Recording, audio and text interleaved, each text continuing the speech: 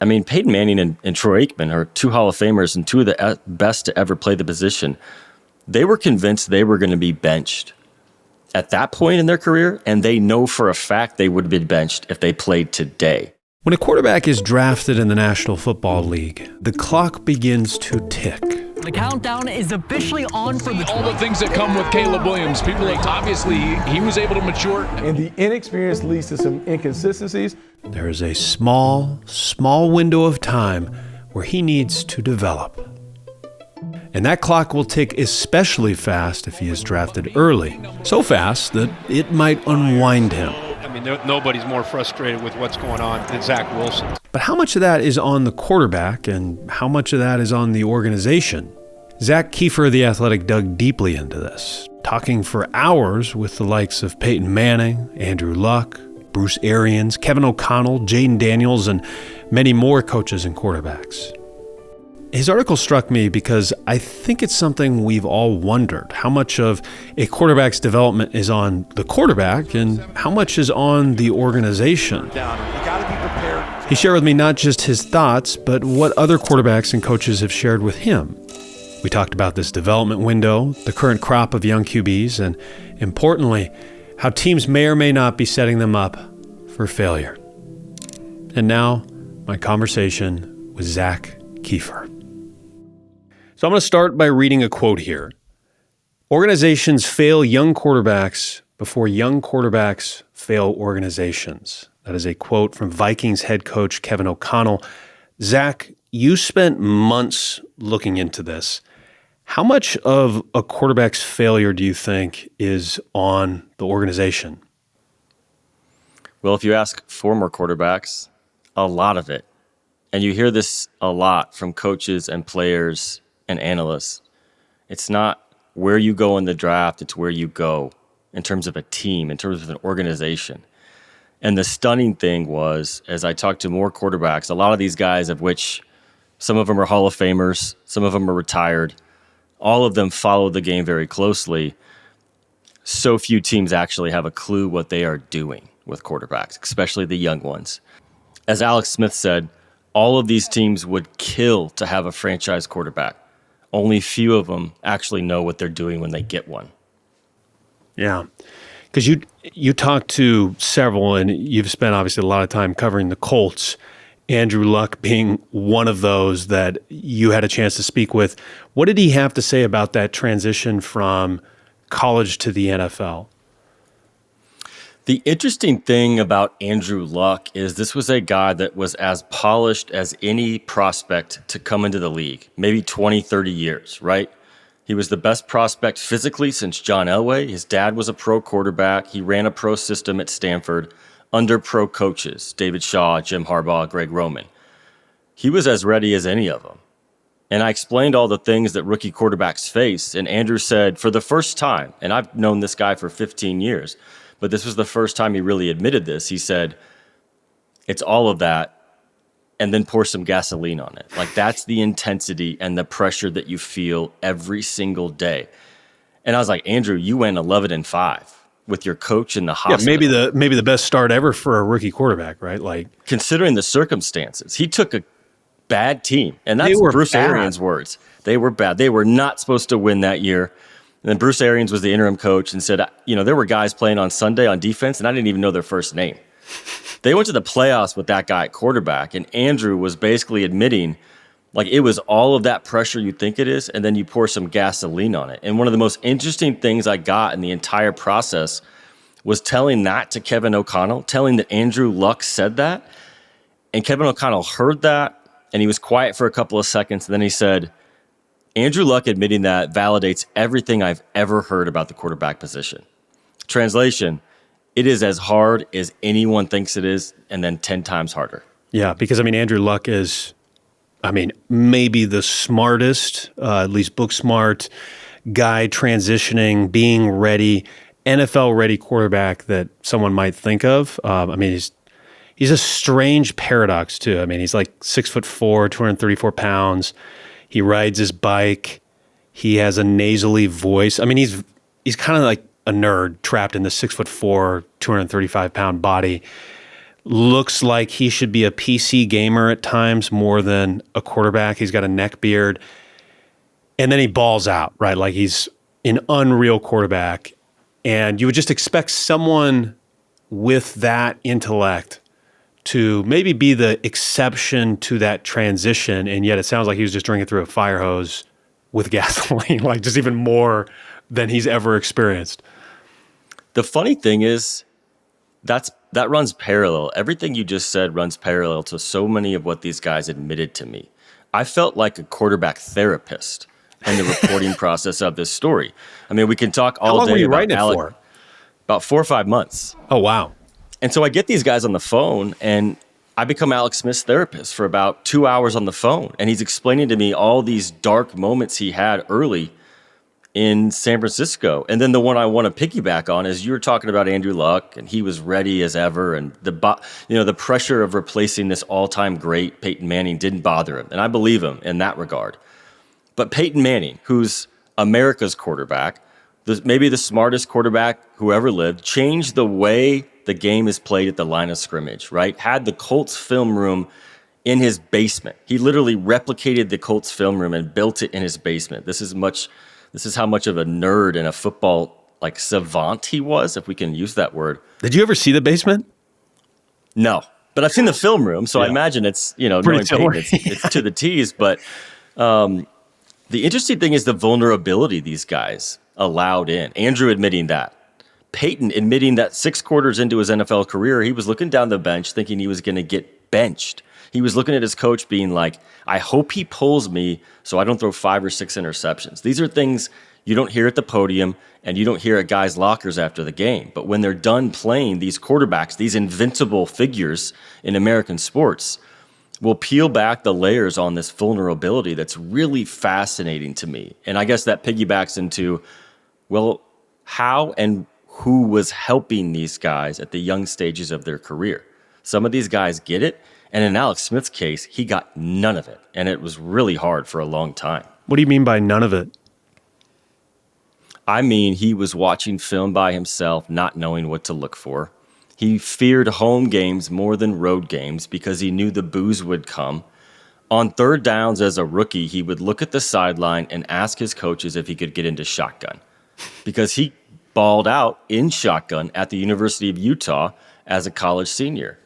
He ran the ball like crazy. He had 15 rushing touchdowns as a senior. He wasn't allowed to run the ball. Not until Jim Harbaugh got there 7 years into his career and asked him, hey, Alex, why don't you ever run the ball? You were great at it at Utah. And Alex Smith told him, because I've never been allowed to. Think about that. And that goes back to the Troy Aikman quote. A lot of these offensive coaches in the NFL will talk all day at the podium about, I'm going to build my system around what my quarterback does well. I'm going to build it around his strengths. And then Aikman said, only a few of them actually do it. And if you watch the games on Sundays, you'll see exactly what I'm talking about.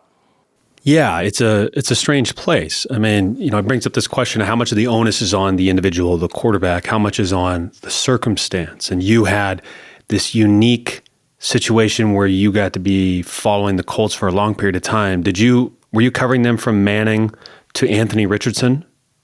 I started covering the Colts during Andrew's first year.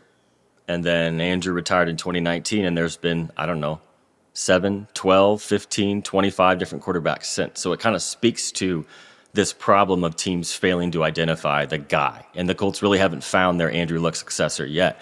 Although as of right now, the Daniel Jones talk is heating up around here. Yeah, I'd have to imagine. But you fast forward a few years here, we have Anthony Richardson.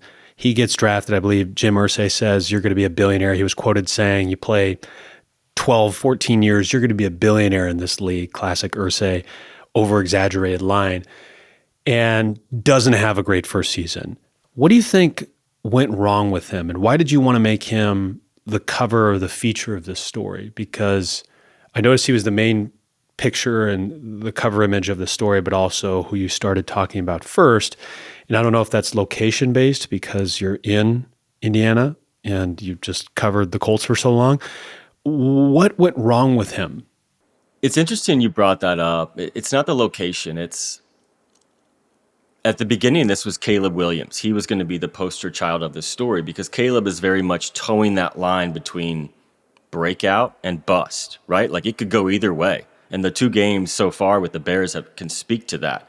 But he's only a year in and he's restarting with his new coach. I think Richardson fits the bill in a different way because he absolutely has been failed by the Indianapolis Colts. Now, he hasn't held up his end of the bargain, but I know this story intimately. I've had dozens of conversations with Chris Ballard, the Colts general manager, over the years about the quarterback position and quarterback development. And he stressed to me all the time that it's not simply getting one high in the draft. It's what you do after he gets there. And I always thought Chris Ballard and the Colts understood that. They handled Peyton the right way. Andrew's a much more complicated story with the offensive line, etc. But Andrew won right away. He won 11 games his first 3 years, 3 playoff trips. They handled him young the right way in terms of they were winning. They completely screwed this up with Richardson in a couple different ways. One, you mentioned Jim Irsay.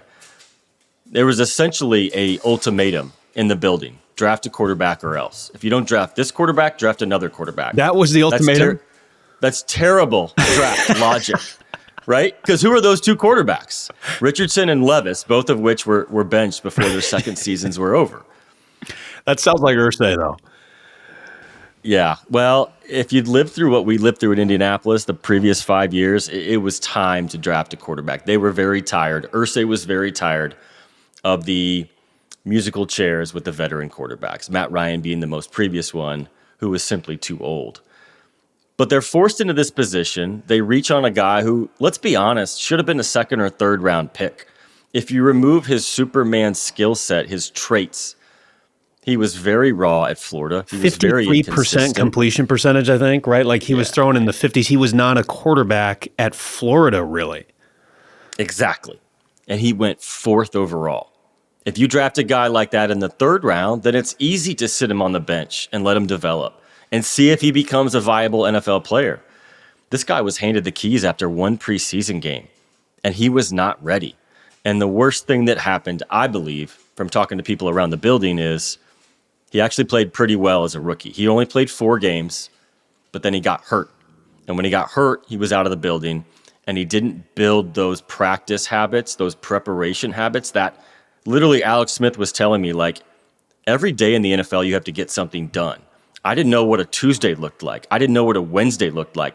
I showed Patrick Mahomes all those things when he was a rookie in Kansas City. Richardson didn't get that. His preparation slipped badly in year 2. He was benched. Coaches noticed. Teammates noticed. He admitted it. And then you've got this firestorm of what do we do with him now? We rushed him on the field. We pulled him off too quickly.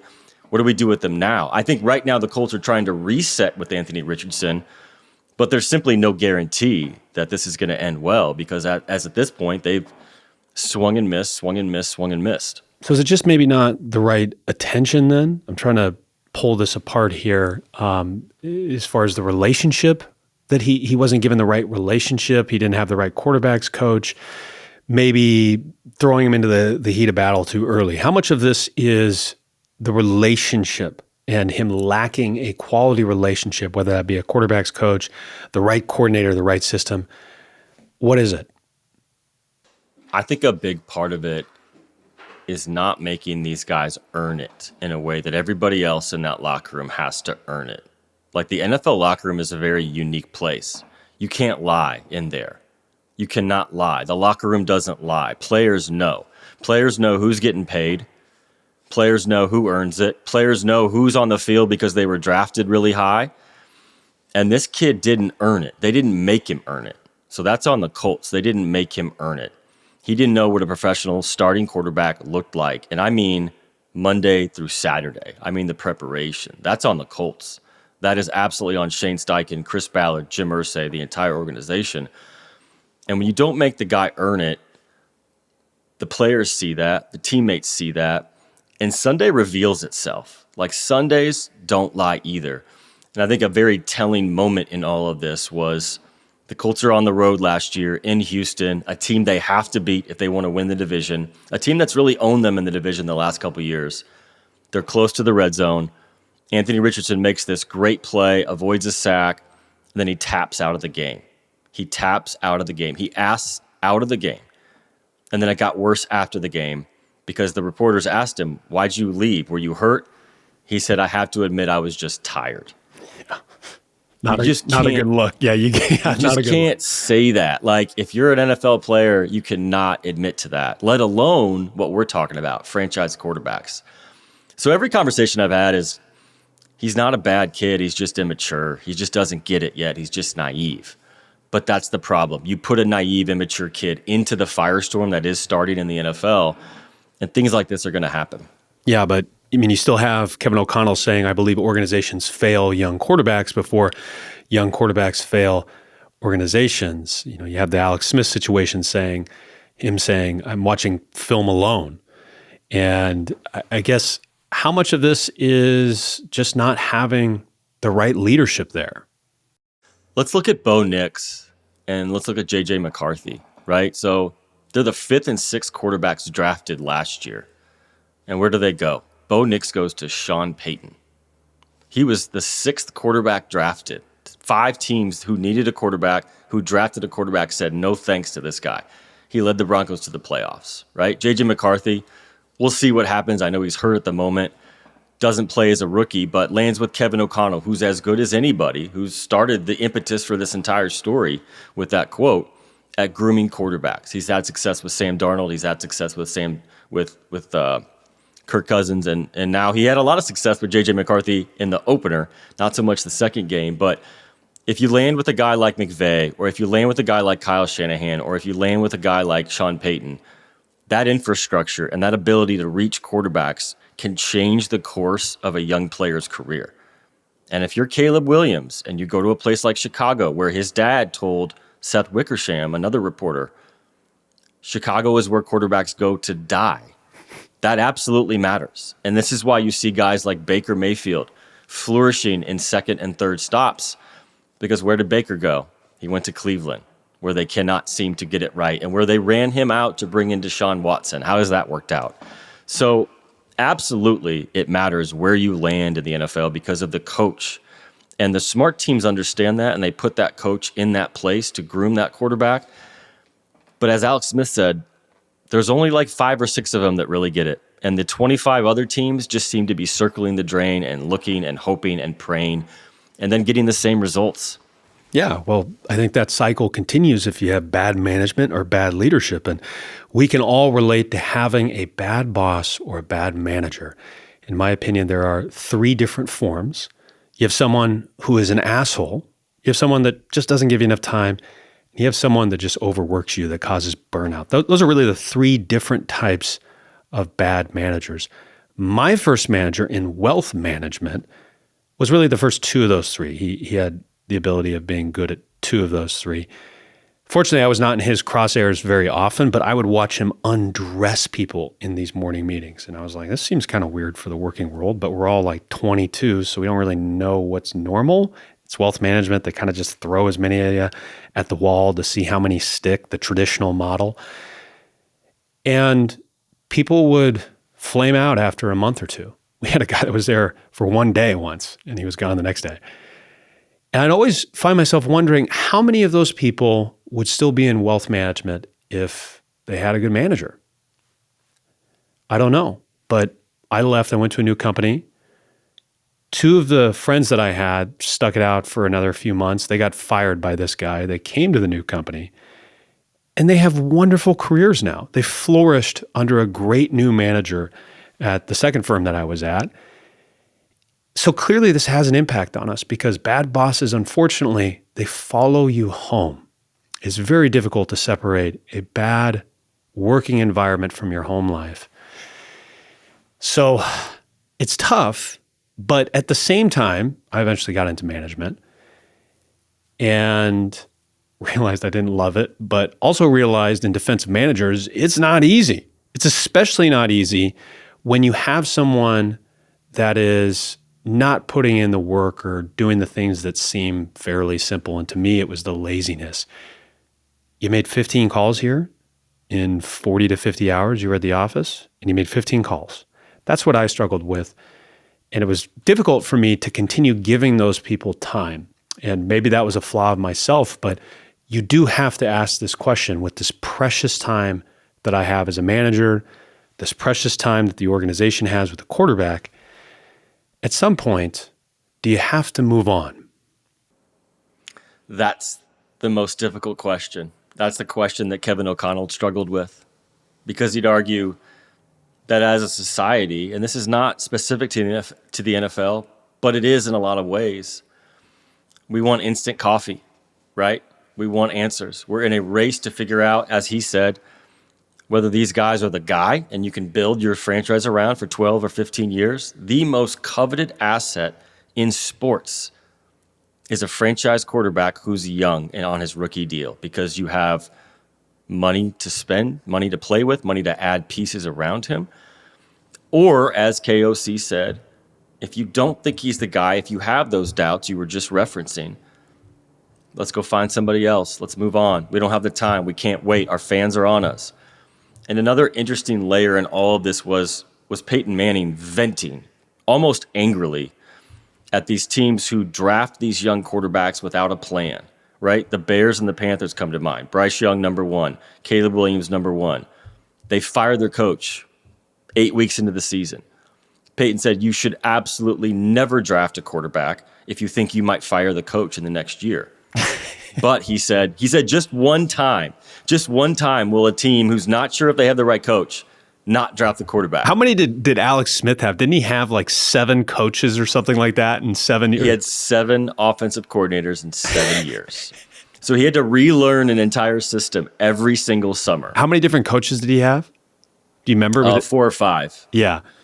Yeah, I mean, that's just setting the kid up to fail. Nobody succeeds in that situation. Not even Andrew Luck. He's the number one pick, right? He was the number one pick. So, I mean, yeah, that is incredibly challenging. I remember talking to Sean Clement, who was in the analytics side of it, and he was just explaining, hey, when you lose a general manager, a lot of times that means scouting, analytics teams are getting reshuffled or completely removed, and you're 3 months before the draft or 6 months before, you got to restart almost everything. And so it hurts your draft process. So you can just see these stable organizations.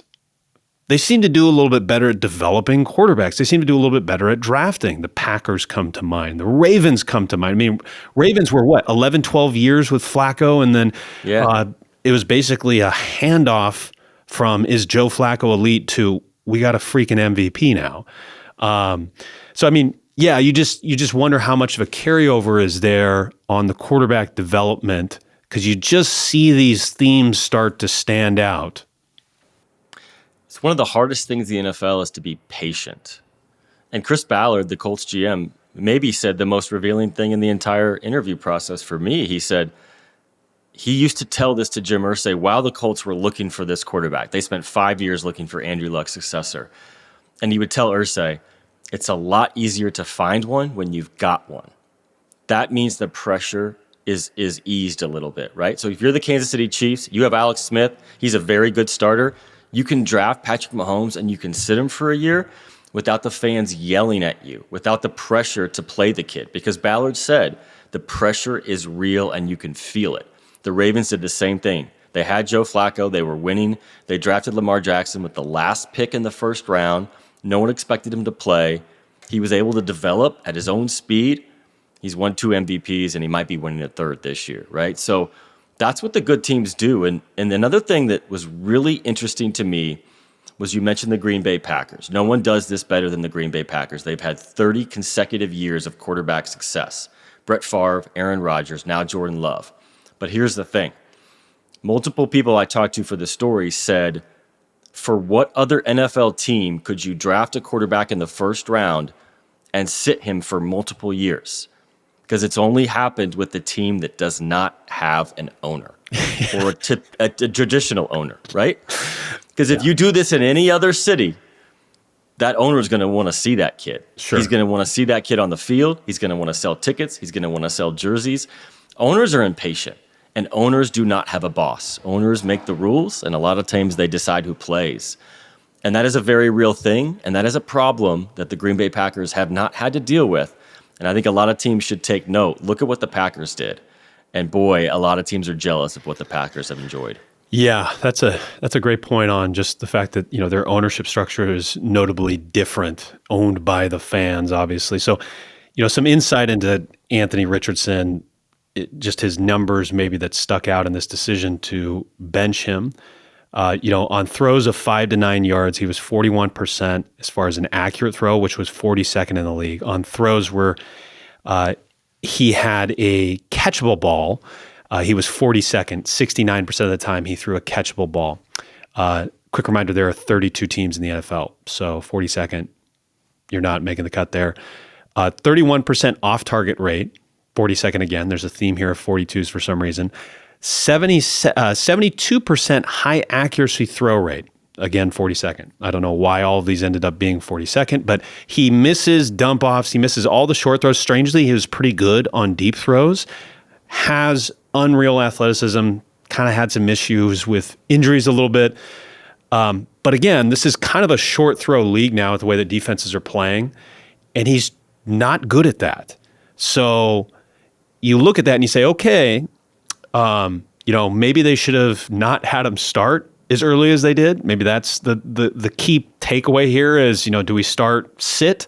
And we're starting to realize probably not good to play this guy pretty early. But he also just might not be a good enough quarterback to start in the NFL. That's entirely possible that he is not one of the top 32 best quarterbacks. I had an interesting conversation with Jim Bob Cooter, who runs the Colts offense. He's the offensive coordinator with Shane Steichen, the head coach. And he said, when I study quarterbacks, I think about this question. A lot of these guys in this league now that can run, right? That's like a prerequisite now. The guys of Peyton Manning and Troy Aikman standing in the pocket, it's almost gone besides maybe even Joe Burrow. But like Mahomes, Allen, all these guys, Lamar's the greatest runner ever probably. He said all that physical talent, all the physical talent that Anthony Richardson has, that'll get you a long way in high school football and in college football. But in the NFL, with the tight windows and the smarter defenses, it's not going to get you very far. Like you said, you've got to make the layups in the NFL. And who are the quarterbacks that are really, really good at the layups? A Jared Goff, a Baker Mayfield. These guys that don't have overwhelming physical ability, but are just lethally accurate. And the other thing is something I learned along the way is Bill Belichick was interviewed this summer, and he was asked a very simple question. Why was Tom Brady so good? But he gave a really interesting answer if you stop and think about it. He said he never got us in 3rd and long. He never made negative plays. As Matt Ryan said in my story, being a really good quarterback is making the boring sexy. Anthony Richardson, in a lot of ways, the way he plays is a very unbelievably enthralling, sexy type of style, right? He throws the best deep ball you've ever seen, but he doesn't do the boring well that you just mentioned. He doesn't hit the layups, and he's not accurate with those short throws. He doesn't move the sticks. He doesn't do what Brady did, right? Where it's just avoid the bad play, avoid the turnover, just move the ball and get into 3rd and short. Sometimes football is really simple, and these unbelievably talented quarterbacks make it so complex and so hard. The really good quarterbacks make quarterbacking a little bit easier than the rest. Yeah, maybe another guy to add to that list is Daniel Jones. 316 yards versus the Broncos. He seems to be doing okay with that short intermediate. That was the big knock on him when he was in New York is he couldn't take those shots. He couldn't throw it deep. There was just not the big play there, right? Despite having a guy with the last name of Neighbors that's showing us in week 2 just how freaking talented he is. But 316 yards, 3 touchdowns versus a highly talented Broncos defense. 107 passer rating, 8th overall in EPA for QBs through 2 weeks. Hasn't turned the ball over. Did fantastic with pressure. This is Daniel Jones. Just let's make sure we're still talking about the same person. This is Daniel Jones we're talking about. 16 of 25, 265, and a TD versus pressure. That's the 4th most passing yards against the blitz in a single game since Next Gen Stats has been around. So going back to 2016. Phenomenal under pressure. This is a guy that caved seemingly under pressure and just couldn't make the offense work in New York. He goes to a new destination. Sounds a lot like Sam Darnold, the other quarterback from New York that maybe struggled in these types of situations. And he's a new human. We only got 2 weeks sample size. Let's not jump to conclusions. But those 2 weeks were probably better than any 2-week stretch he had the final year he was with the Giants. And so, again, you look at that, you look at Richardson in what seems to be a very similar system, doesn't work. Is it the team not building the scheme around Richardson and saying, okay, this guy's a lot different than Daniel Jones. Let's tweak a lot of what we're doing, because Flacco to Lamar Jackson, 2 different humans. I mean, couldn't be any different. Ravens play completely different. They still keep winning. Is it the Colts just not recognizing and adjusting that scheme, adjusting that offense? Because I think there's something we can pull from that, right?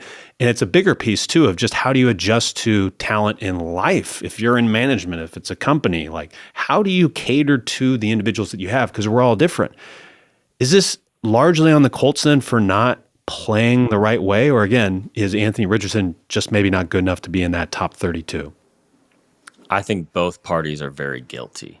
I do think if you look at Shane Steichen's success as a head coach, the most success he's had was with Gardner Minshew and Daniel Jones. I know it's a small sample size, but it's certainly not with the most talented of the 3, Anthony Richardson. And there's a very telling moment in my story where I asked Bruce Arians, who's won a Super Bowl and has coached all these stud quarterbacks. He coached Peyton Manning, he coached Andrew Luck, he coached Tom Brady, he coached Ben Roethlisberger. He said, look, these guys in college get used to being Superman. They get used to holding onto the ball and trying to make miraculous things happen. And that's how they build their name, and that's how they go in the top 5 in the draft, by making those ridiculous plays, not by making the simple, short, boring plays that we were just talking about.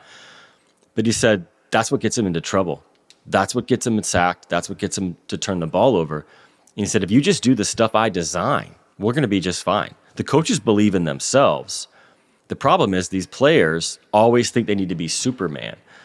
And so is Daniel Jones thinking he needs to be Superman? I don't think he does. And I think that's a weight off his shoulders that a lot of quarterbacks would love to feel. And the other thing is Daniel Jones came into this situation with no expectations. Nobody wanted him to be the starter in this town, in Indianapolis. Everybody wanted Richardson because they were intoxicated by the idea of what he could become, the next Josh Allen.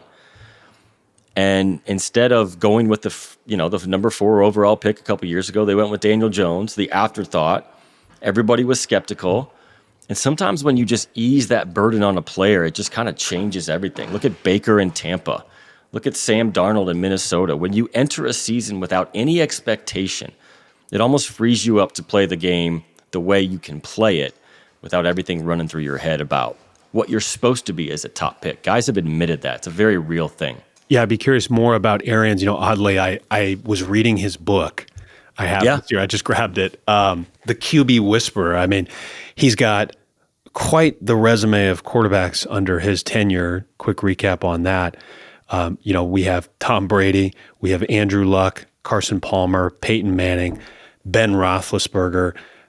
The guy has coached probably more elite quarterbacks than anyone. How much is Bruce Arians? How much is them? As far as it's probably more the players. He just got an insanely talented list there just by happenstance, but he's making a difference. I mean, that year with Carson Palmer is the one that stands out the most for me for Arians, where Carson Palmer lit it up there to start, and then I believe he got hurt like 10 or 11 games into the season. But the Cardinals were rolling, and he looked like a different player than the season before, and so. I'm curious what Arians had to say about this development, because that's the guy that has probably spent more time with elite quarterbacks than maybe anyone on this earth. That's why I really wanted to talk to him about this, because he's not had success with one type of quarterback. He's had pocket passers. He's had the guys that can run. He's had guys very early in their career, like Andrew Luck and Peyton Manning when he was the position coach in Indy, and then guys at the twilight of their career, Tom Brady, who's essentially a coach on the field. And Arians also is one of the greatest quotes in the NFL, because he just says whatever the hell he wants, and no one can really call him out on it because he won pretty much every stop he was at. And he said, look, nobody lets these guys develop. Nobody lets these guys develop. Remember, if you're a top 3 pick, barring a trade, where are you going? You're going to a very bad team that lost a lot of games the year before. That's what Andrew Luck did. The loser's curse, right? In 2012, like that's why it was so ridiculous what Andrew Luck did in 2012. He won with a bad team. But usually these guys struggle. And Arians said, like, Bryce Young in Carolina, like, everyone's killing him. And it's like, One, he's supposed to struggle. Two, his receivers at Alabama were better than the receivers he had his first year in Carolina. And Arians said this, and this is the important thing. He said, these guys are sped up in their mind, they're sped up in their feet, and they lose their confidence. And when you lose your confidence, it becomes a scar that you play with every Sunday. Alex Smith had these scars, and he talked about them, and he carried him with him for years. And Arians said only a couple guys get these scars off. Most of them carry them with them for the rest of their career. Interesting. Yeah. It reminds me of the minor leagues and why they don't send pitchers to Utah to just get pummeled, where guys just, the air just carries the ball. It's the same type of thing, right? Yeah, the confidence and how important it is, because quarterbacking is such a mental task, right? Yeah, and again, I wonder sometimes how much of this we have hindsight, and so we just create the story that we need to around why a QB succeeded or didn't. And you look at situations where quarterbacks flourish early. Jaden Daniels seems to be doing just fine. And then you tell a different story with Patrick Mahomes. You tell a different story with Steve Young or Lamar Jackson, right? It's like, oh, well, the start-sit dilemma it's very convoluted, because I feel like a lot of times we just make the story depending on how the player does rather than what maybe the real answer is. But to me, if I had a hunch at all, it sure seems like that development needs to be drawn out a little bit longer. And I was trying to pull the data on this window to see if it's thinning, if it's shortened considerably, the development window, and if teams are putting their quarterbacks, their young quarterbacks in earlier to the line of fire. And I was unable to really do it because it gets really tough figuring out, okay, who's the true starter league-wide if we're taking years of data. I will add this, though. I mean, the starting quarterbacks, the average age last year was the youngest it had been in 67 years. So they are younger, which the legs in that are a big position. part of that. The legs, are a big part of that, but it doesn't matter. Like either way, they're getting in there earlier, but they maybe only have their legs for so long. And then we have a Russell Wilson type situation where he just can't do what he could do in his 20s. And so he's having to just heave that thing up, and hopefully he has more games where he gets Malik Neighbors right under it, right? Yeah. So, but yeah, it's such a strange question of, what is the correct way to develop that quarterback? And is it, at the end of the day, the onus on the quarterback or the organization? It's really challenging. I mean, I feel like it's just so convoluted. You can't really have an accurate take saying one way or the other. And I asked all these guys that. And Peyton Manning probably had the best answer. He said, look, I needed to play. I needed to learn on the job. I needed to become a better quarterback. But he said, look, what they did with Patrick Mahomes in Kansas City, you can't argue with that. I think from talking to all these guys over the years, I mean, Peyton Manning and Troy Aikman are two Hall of Famers and two of the best to ever play the position. They were convinced they were going to be benched at that point in their career, and they know for a fact they would have been benched if they played today. So think about that for a minute. They're pretty good. The reality is decent guys, right? Decent players, lots of rings between them. But I think you're right. I think it's development that should be paramount. And I think only one or two, we're talking like the select of the select, are guys that can step in. And that's not the question is, are they ready to step in? It's not the question of, is the player ready to step in and play? It's where is he stepping in and where is he doing this? Jaden Daniels walked into a really good situation. It mattered that he was the number 2 pick and not the number 1 pick. It mattered that he was going to a place that didn't have a lot of expectations last year. And the key is he had a really good offensive coordinator in Cliff Kingsbury, and he had the veterans around him in Washington, and he earned their respect. C.J. Stroud did the same thing in Houston a year earlier. Number 2 pick, not number 1, very low expectations. He was able to grow into the job and fail, right? Like, they started bad in Houston that first year. A couple games into the season, they lost the Colts and Anthony Richardson in week 2. And then C.J. Stroud really started to find his footing. And that's something Kevin O'Connell says. And I'll give him credit because he called out coaches in a way we rarely hear. He said, it's not training camp, it's not the preseason, it's not mini camp. the real parts of coaching a young quarterback, the most important parts are when you coach them through failure, because failure is going to come to all of them in this league. It's too damn hard. You've got Peyton Manning and Troy Aikman thinking like, I'm going to be benched and I might not be back on the field for how long, right? So when these moments of failure come, that's when the coaches, the bad ones, bail on their guy and go to someone else and try to find an instant answer. The good ones, if we're going to find out, Kevin O'Connell with J.J. McCarthy is a fascinating case study. The good ones coach them through that in hopes that they resuscitate their career and they revive their career and they have those good moments with the team that drafted them as opposed to going somewhere else like Baker or Sam Darnold or maybe Daniel Jones and doing it there. But then again, that requires a ton of patience, and that's maybe the scarcest of commodities in the modern NFL. Yeah, not a lot of patience. And a question I asked Kevin Cole last week is, how many Kurt Warners do you think are walking around? Like, how many quarterbacks are actually capable that just didn't get a chance because there's a selection bias? If you think of it, if you're drafted outside of the first round, it's very rare that you might even get a chance to start at quarterback. And we really don't know how good a quarterback is until we get real reps in the game. How do they do? You just don't know. I mean, if we knew, then we could predict it. We can't. So it's one of those questions of just how many great quarterbacks are walking around. Brandon Alley of S2 Cognition mentioned to me, these quarterbacks are all highly talented. A big part of it is just what scheme are they walking into and what is the surrounding environment. Cam Ward is a guy that I watched every college game for since he got to Wazoo. I live in Washington. My dad's a Wazoo fan, so we watched every Cam Ward game. And it'll be interesting to see how he does in Tennessee. Hasn't started horribly the first couple weeks, but hasn't done great. And again, he's getting just thrown into the line of fire here week one with seemingly a fair amount of pressure. I called him, to me, and I don't mean this in a bad way, he was Casual Cam. That was my nickname when you'd watch him at Wazoo. He has this casualness to the way that he plays, which is good and bad. It's like drunken monkey in fighting, right? Like there's a tactic of sorts where you're kind of casual and loose all the time, but you risk maybe not being prepared enough or just making those simple throws.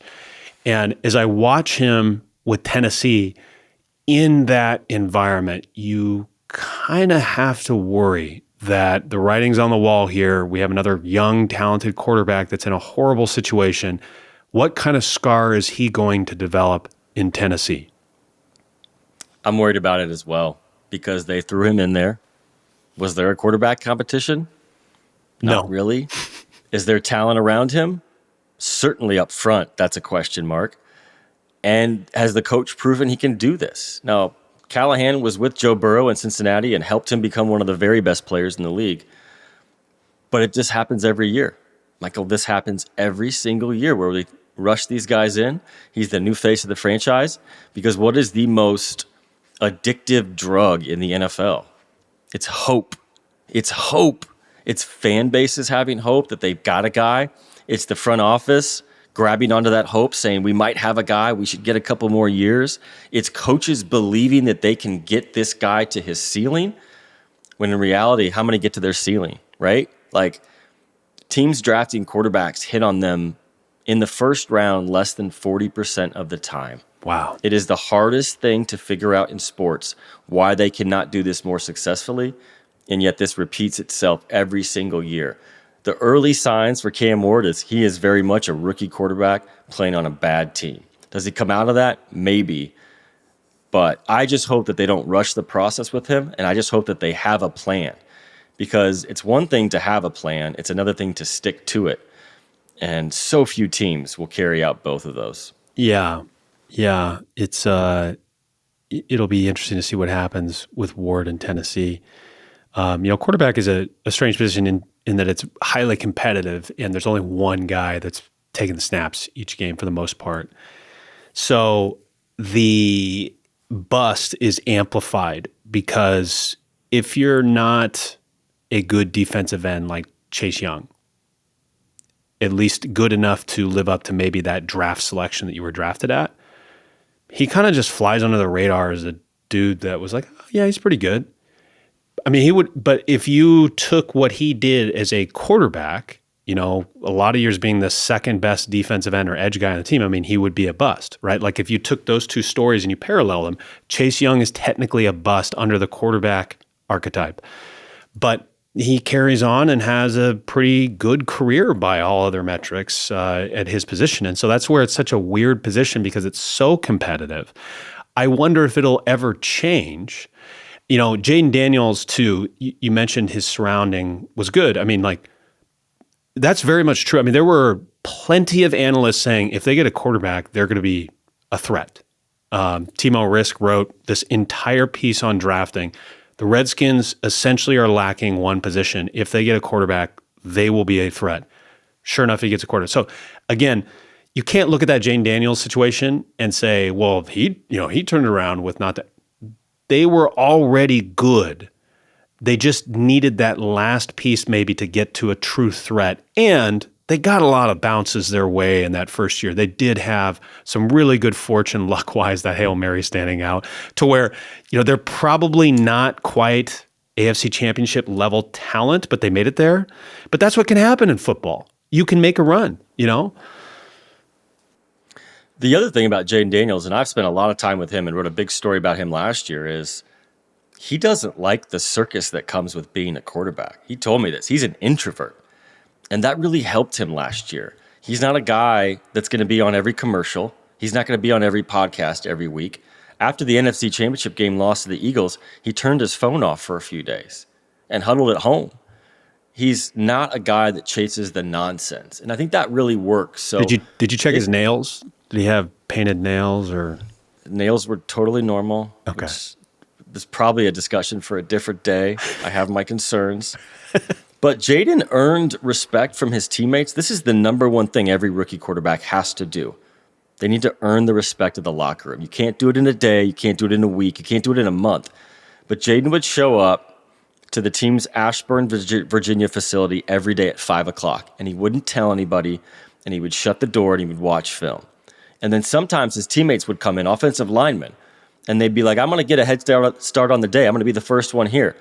And they'd see the starting quarterback on the field by himself running the walkthrough, by himself, not telling anybody, not putting it on Instagram, like doing the little stuff the right way so you can slowly build that trust in your team.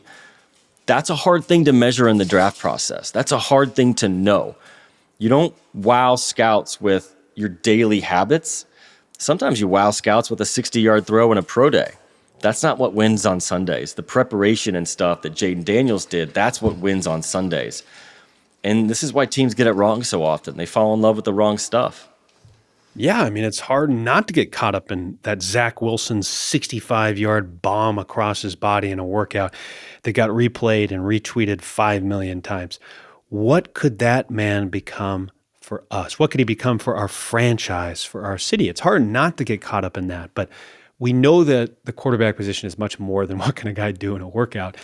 Right. It's such a mental position, but that man also needs to have command. He needs to be able to walk into a room full of 52 other alphas and command them. What other world does that exist? I mean, if a guy walked into a meeting at 22 and started acting like that, you'd be like, shut the hell up. What are you doing? Is this like nepotism here? Like, why are you here? Why are you acting like this? There is no other environment where that exists.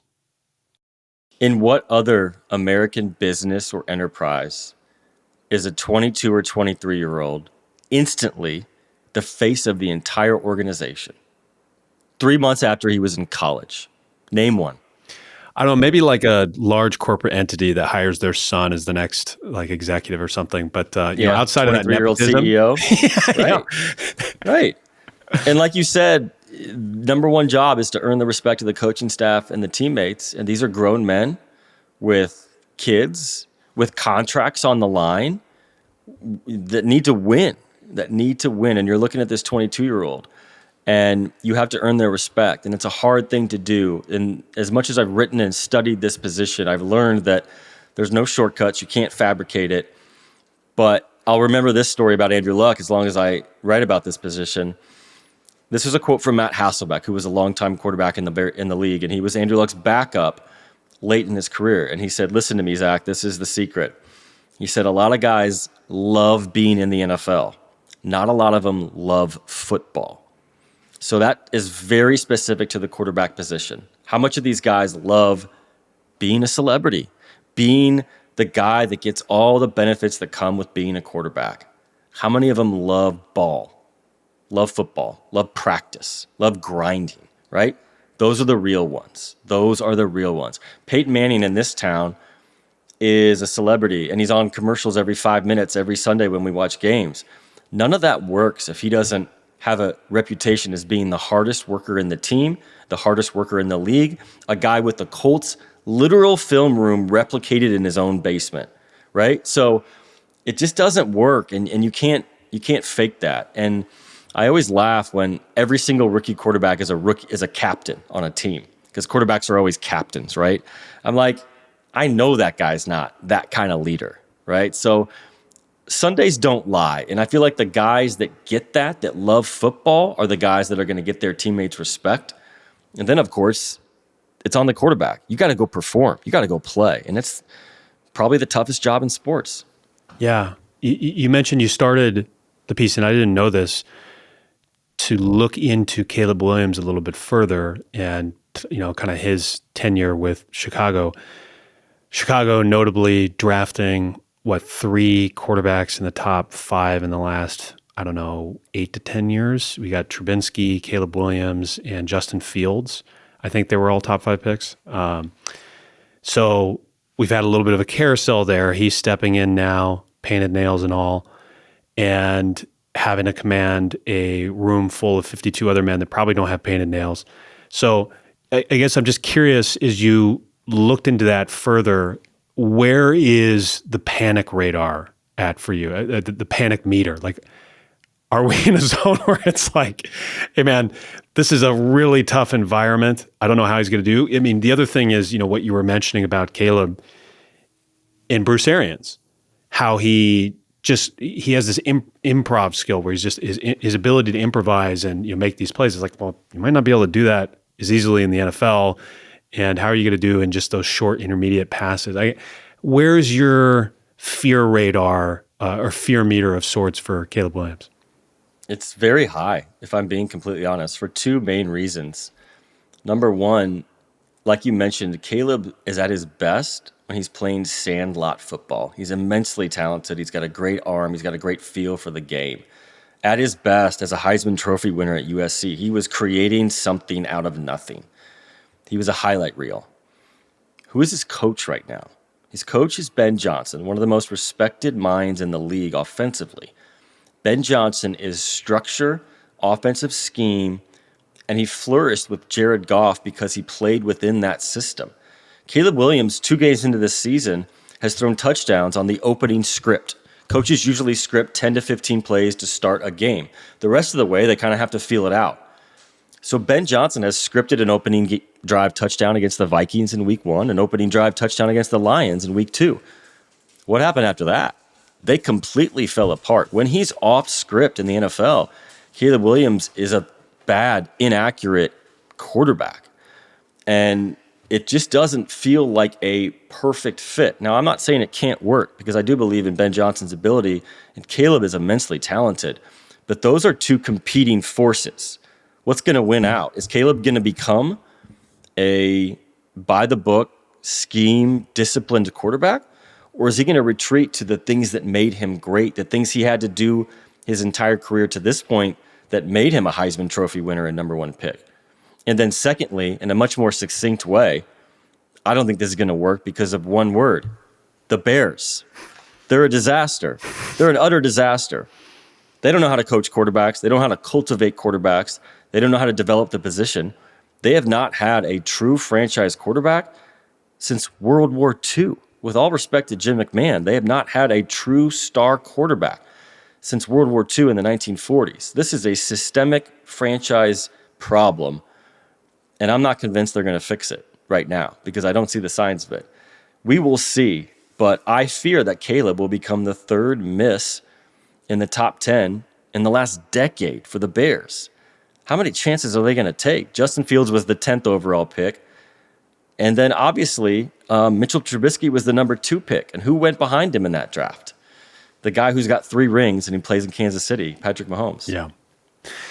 Yeah, I mean, for a guy like Caleb Williams, Alex Smith, every time you bring in a new coordinator, is it doing more harm than good? This is such a young guy; he's got to learn all these new things. But something I've been really torn on. I'd be curious if you think about this.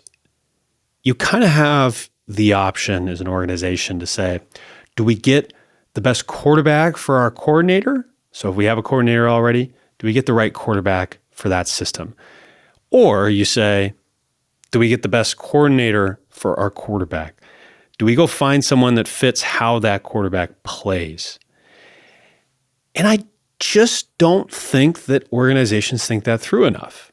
It's my outside vantage point. I'm not in the room with them, but it sure seems like you have a lot of quarterbacks that don't fit certain systems, because if they're going to a different place and they're having all this success playing in this different environment, is it possible that they were just maybe in the wrong system the whole time? And you could fix this by just saying, okay, let's match up the quarterback with the right coordinator. Maybe it's the coordinator or the coach not adjusting enough to mesh with how that quarterback plays. But I'm thinking of a Kyle Shanahan here with Brock Purdy. Brock Purdy seemed to be a good fit. Is Caleb Williams a good fit with Ben Johnson? I don't know. But, how much of this just falls on the organization of just not matchmaking correctly?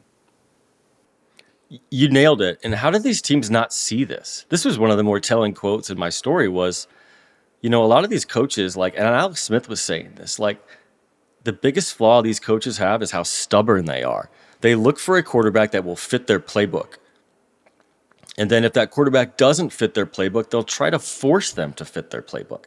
But inevitably, what happens? It doesn't work. And they fail and they lose and the coach is fired. Or the flip side is they keep looking for guys who will fit their playbook. And it never works. And these coaches are stubborn and they just try to find these guys that work for them. When in reality, they should probably build their offense around what the quarterback does, because the quarterback's the one on the field winning the games. And the other thing is, Alex Smith told me this. He said, the playbook that I ran in Kansas City is completely different than the one that Patrick Mahomes is running right now. Andy Reid is the best at shifting what his offense wants to be, the identity, based around what his quarterback does. You'd think that 25 or 28 coaching staffs around the league do this. No, that's not the case. And it's stunning how much these coaches are married to a system and a scheme and a playbook. And like you said, think about how different these quarterbacks are. And to not be able to alter and mend and meld your scheme to what this guy does well, that's just another example of them putting the quarterback behind the sticks, for lack of a better phrase, right? You're just making their job harder. And believe me, their job is hard enough as it is. Yeah, that's a great way to put it. And I'm curious, what did CJ Stroud say, about his second year? I don't know if you talked to him much about his second year, but you talked to him, right? Yeah, talked to CJ a lot as a rookie. He actually gave me a really great tidbit. I love asking quarterbacks this question. I ask them, if you were a GM scouting a quarterback and you had a top pick, what would you look for that maybe the rest of us wouldn't? Because you guys know how this job works in ways we will never know. And Andrew Luck said, look, I would look for a really good processor, but I would look for a guy that doesn't repeat the same mistakes. You have to own those mistakes and learn from him. And to go back to CJ Stroud, I asked him the same question, and he said, I would interview every one of his college teammates. And I said, oh, interesting. He says, because teammates don't lie, right? Teammates tell you where you stand in the locker room. And I think CJ Stroud went through a difficult second season because his line fell apart. He was playing faster. He lost the accuracy that made him so lethal in year one. But he's also a guy that's humble enough to realize when the league smacks you in the face, all that matters is how you respond. It'll be fascinating because the Texans have won 2 straight division championships. They've won playoff games each of his first 2 years. And suddenly they're 0-2.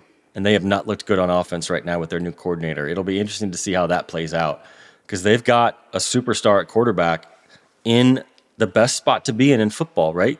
On a rookie deal. They've went out and spent money. They don't look like a very good football team right now on offense. On defense, they're loaded. Yeah.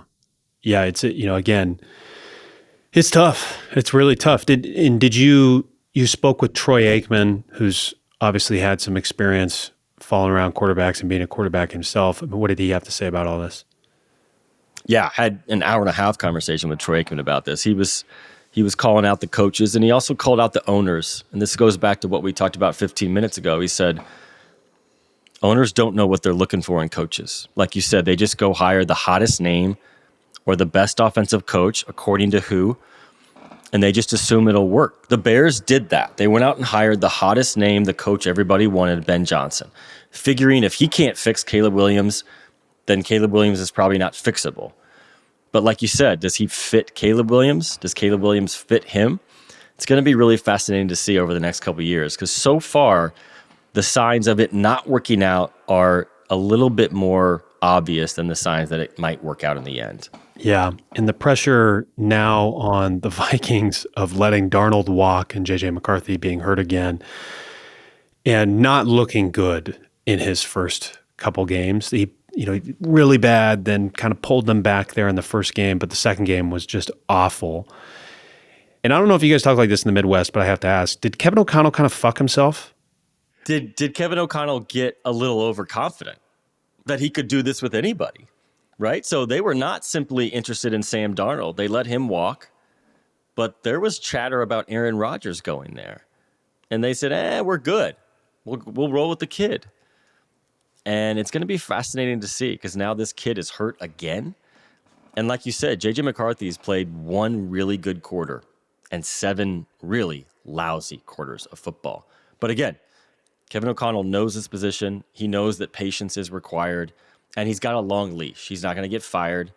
And that matters as well. Because when you think you're going to get fired, you coach different, you play different, you make impetuous decisions. So I think that matters as well. Infrastructure matters around the coach and around the quarterback.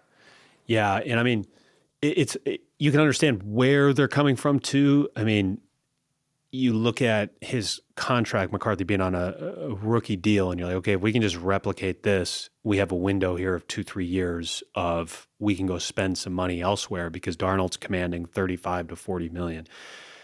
Rodgers is probably, I don't think he's as good of a draw as Sam Darnold as far as talent and what he can offer to a team. So they're probably like, that's a suboptimal approach. So if it's Sam Darnold, we keep him, it's another 35 to 40 million a year we got to spend, or we keep McCarthy, who's what? I mean, he's maybe 5 to 7 million a year right now on his rookie deal. I don't know, but where he's slotted, probably around like 5 million a year. And so that frees up 35 million we can go spend elsewhere. It's understandable where they're coming from, but this gets back to that question of, is it the quarterback? Is it the system? Well, if J.J. McCarthy in two games did not come close to replicating what Sam Darnold did, despite having this quarterback savant whisperer of sorts in Kevin O'Connell. So did he kind of screw things over and maybe get a little overconfident? Possibly. I think if you're the Vikings, you don't make any decisions. I don't think you make any judgments until the end of the season. You give it time. But it's also the chicken and the egg. You're talking about, you go with a rookie and you save some money. But if you don't have a good quarterback, nothing else matters. Nothing else matters in the building. Nothing else matters the entire season. If you don't have a quarterback that can play well, you're not going to win. You're not going to win consistently. You cannot overcome that in this league. It's the only truth we know in this entire situation is quarterbacks win in this league. Usually the best quarterback in every division is the division champ. And if you don't have one, you're not going to win consistently. So we will find out. But I think Kevin O'Connell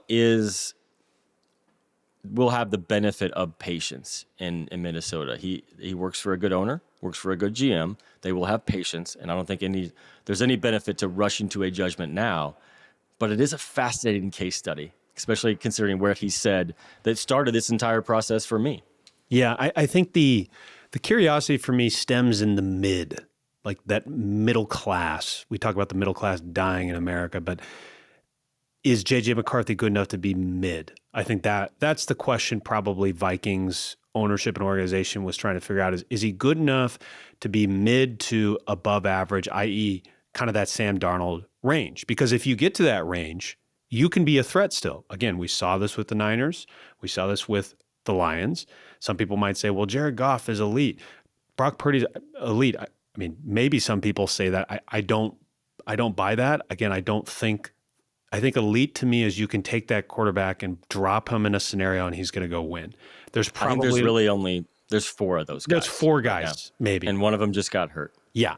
So again, I don't know if I buy that. And so maybe they were like, again, is he maybe in that mid zone? And that is the area that I think everyone's trying to figure out, that 5 to 20 range. Can we get a guy? Can we take anyone in the top 40 and get them to perform well with surroundings, good enough to be a threat? I don't know if anyone has the answer to that. We all know that there's maybe 4 quarterbacks that would be good in pretty much every situation. But I have to wonder if the Vikings were looking at McCarthy and saying, okay, we think he can be at least what Sam Darnold was or very close, and we can go get other talent. And I think that's that mid of the quarterback market. I think that's what you're talking about in terms of where the coaching and infrastructure matters so much. You can drop Lamar Jackson on any team, he's going to be special. Josh Allen, Mahomes, Burrow, etc. But look at Jalen Hurts in Philadelphia. Very good quarterback.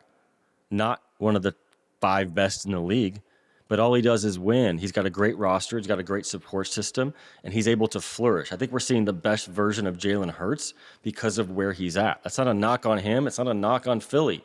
It's just situation matters, and you're seeing that with some of these teams. And then you're seeing that in the reverse way with some other teams. So I think if you're in that middle class right now where you're 6 through 14, where you think you can be good enough to be in the playoffs and make a run in the playoffs, infrastructure and coaching and all of that matters, because that's where it gets sideways. That's where the variation comes in, where we could make a run to the NFC Championship game, or we could go 4-13 because things don't go right, because we don't handle things the right way, because we don't have the right setup. So that's the fascinating part. And with the NFL, it changes so quickly every single year.